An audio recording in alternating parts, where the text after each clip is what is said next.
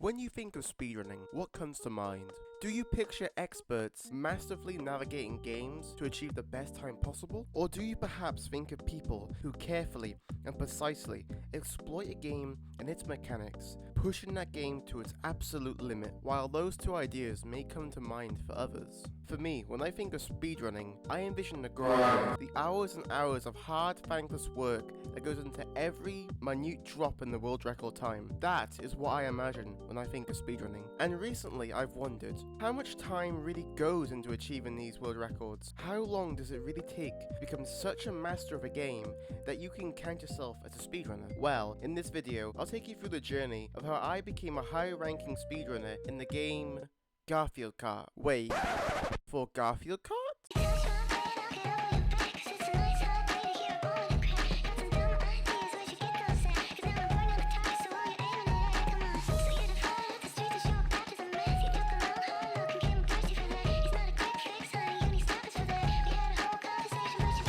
Now, some of you may be asking, why speedrun Garfield Kart of all games? Well, to put it simply, this game is fun. It's incredibly simple to pick up, yet hard to master. The drifting in this game feels so clunky at times, but once you've mastered it, you feel like an absolute baller. And the game's quirky physics engine opens up a whole host of fun shortcuts for people like me to exploit. Also, I'm incredibly hyperfixated in this game right now. I swear it's not an addiction. I don't need help. I just need to complete one more run. Just one more run! Now, let's talk about the goals I've set for myself. I want to get a top 10 time for every track in this godforsaken game. No exceptions. Now, this may sound hard on paper, and well, it is for most tracks. For certain tracks, however, this is relatively easy, as no one speedruns them, and I don't get why. Speedrunners, please speedrun them! With all that explained, make sure to like the video, subscribe, and hit the bell, because if you don't, I'm gonna fucking... Anyways, before I could begin my speedrunning journey, I had to first learn how to speedrun. So I did what every sane speedrunner would do, and I watched how other speedrunners ran the game. I studied their routes, the tricks they used, and... oh, who am I kidding? I didn't do any of that. For my first few days of speedrunning, I completely ignored what other speedrunners had done and tried to brute force my way to top 10 records on different tracks. And at the start, I had some relative success. I managed to lower my times on a few tracks. One of those tracks being Pale Rock Lake. Pale Rock Lake is a track filled with scenic views and plenty of misery for speedrunners like me. You see, at the midpoint of the map is a divergent path. One of these paths is flat and easy to boost on. However, it's slow and impossible to get a top 10 record with. The other path, however, is much faster, yet also the bane of my existence. You see, speedrunners have figured out that if you build up a lot of momentum before reaching this boost, you'll be able to fly over this section of the map. The problem, however, is that it feels nearly impossible to build up that momentum. And when you do, you're likely to hit something. Specifically, this wall here. Fuck this wall. Anyway, I was able to bring my personal best down to a 159, which meant that I now had the 16th best time in the world. A pretty good time considering I'd only been running the track for 2 days. But over the following days, I struggled to improve upon my time. It's time to stop!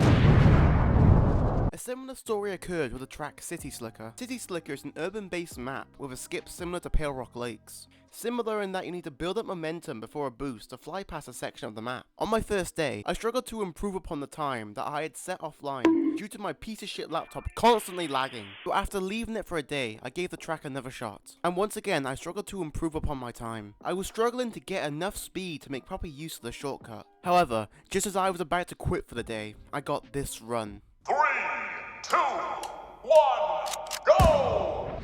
They call me a god. They call me a god. They call me a god. Ooh! They call me a god. Let's go! I'm about to go. Yes! Finally!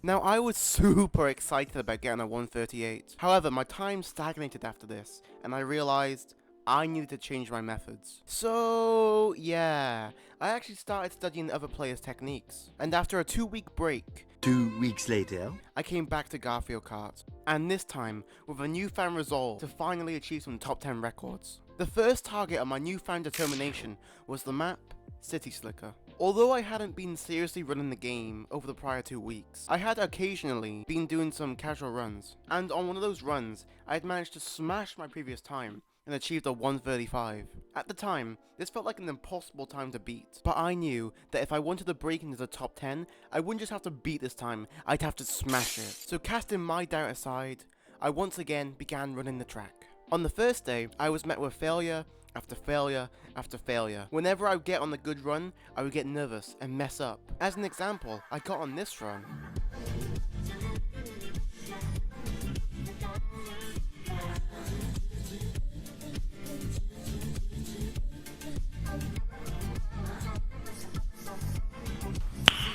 Nice.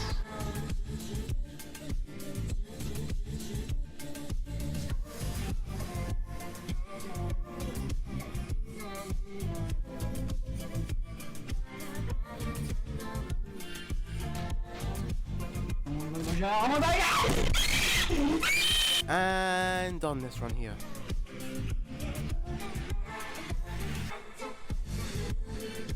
Fuck, how the fuck do we spin out there? After each failed attempt, a small seed of doubt would grow in my mind. And over time, thoughts like, can I really do this? Or is this really worth it? Became more common. But as the seed of doubt grew, I realized something. My times were still getting faster.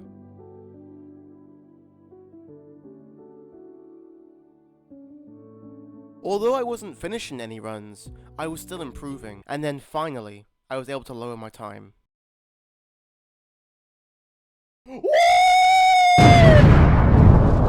A 1:34. A minor improvement, but still an improvement. After I achieved this time, I watched back how the two best runners ran this track, and saw what they did differently to me. Through watching them, I was able to pick up on a few key differences between my runs and theirs. As an example, here, they drifted differently to me.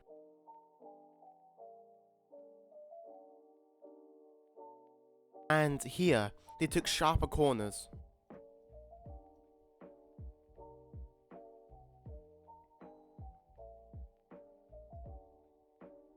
I slowly started to unlearn old habits and implemented the better habits that these two runners had, and quickly my time lowered. First, a 1:33. Oh my god. And then, an hour later, a 1:30. Yes! Yes! That's right. I have managed to lower my personal best by a whole 3 seconds just through implementing a few minor changes. And you could do the same today, just by my totally awesome and legit Speedrunner Habits course. With this course, you too can become a pro speedrunner. Just go to the website, totally legit and not bullshitcourse.org to buy it today. Yes! Yes! Yes! Yes! Yes! Yes! After achieving my first 1:30, however, my time stagnated. For hours, I tried to push my time lower, but with little progress. So, I took the rest of the day off. 1 day later. Within the first hour of speedrunning, I managed to lower my personal best by 90 milliseconds. Now, I was only 56 milliseconds off of being in the top 10. And so I kept pushing, and then got on this run.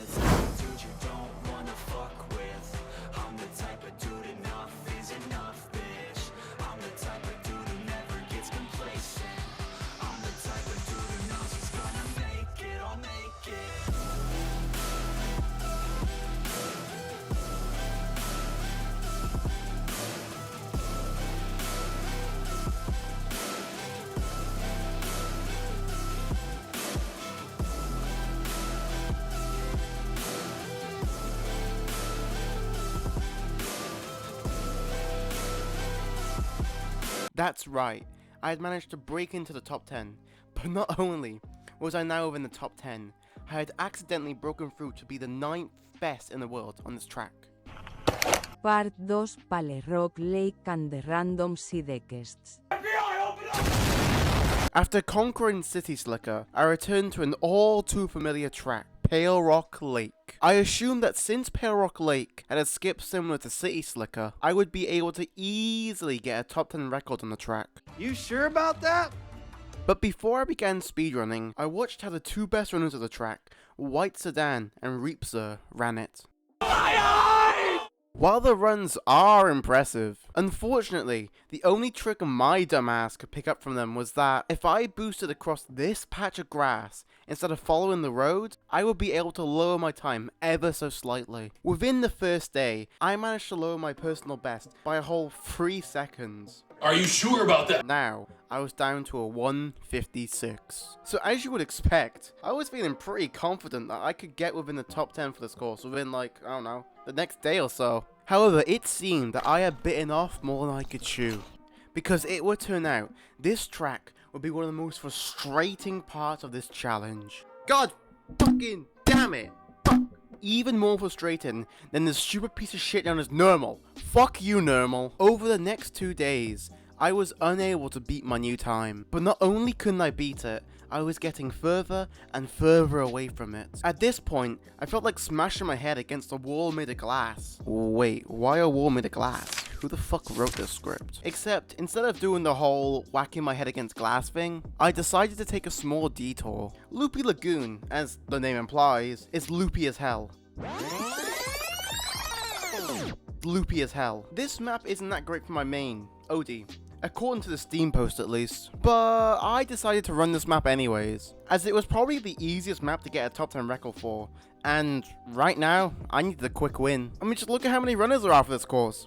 And look at this dude's time, and even he's in the top 10. No offense, dude. Within 20 minutes of me speedrunning this track, I already had a top 10 time. So I marked that one off the lasagna cover checklist and moved on to Petticozy Factory. This beautiful and totally not terrible looking piece of real estate could be all yours for a flat fee of all your money. Money! Not only is Petticozy Factory a great piece of real estate, It's free real estate. but it was also the next target on my quest to become a top speedrunner. While I was on my 2-week hiatus from this godforsaken game, I managed to get on a run that would place me within the top 10. So I was feeling fairly confident that I would get it. Now, if this was any other part of the challenge, this would be where I would be describing the struggle and the grind. But this map was a piece of cake. Okay, so was a piece of lasagna. Huh, much better. Within 40 minutes, I had another top 10 record, but that wasn't good enough for me, because remember, I'm on the grind. So, I pushed myself and got a run that places me... Actually, you know what? You can guess. I'll give you 5 seconds to guess where I'm ranked now. Well, I am pleased to inform you that I am now the proud owner of the 7th place position on this arbitrary leaderboard. Now, this is epic. After completing that little side quest, I returned to face my greatest nemesis, Pale Rock Lake. Oh God! Oh Jesus Christ! To be honest, this map nearly made me quit the run entirely. I mean, imagine thinking you're great at something, and then you feel yourself slipping and getting worse and worse and worse. Oh, and would you look at that? I finally hit a small drop in my lap time. It wasn't large. That's what she said. Only 500 milliseconds, but still, I was happy. I mean, here, just listen to me. Look at that time save, oh my god! After achieving this, I decided to once again study the best runners. And there were a few things that I learnt. I learnt that top runners position themselves differently on these boosts here compared to, well, how I used to do it.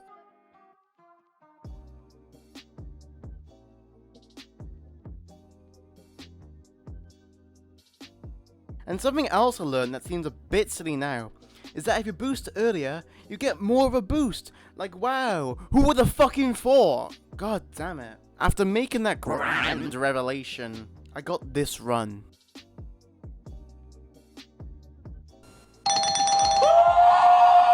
I had finally achieved a 155. I had improved from being the 14th best runner to now being the 11th best runner. Now, I was only a mere second away from being within the top 10. And the next day, I finally achieved it. No, not being in the top 10. I finally got that illustrious 154. Unfortunately, I had missed being in the top 10 by a mere 200 milliseconds. 200. Do you know how frustrating that is? Still, it was progress and... Huh? Oh, yeah, sure. I'll be right there. Viewers, you just like stay there for a few seconds. Alright, thanks.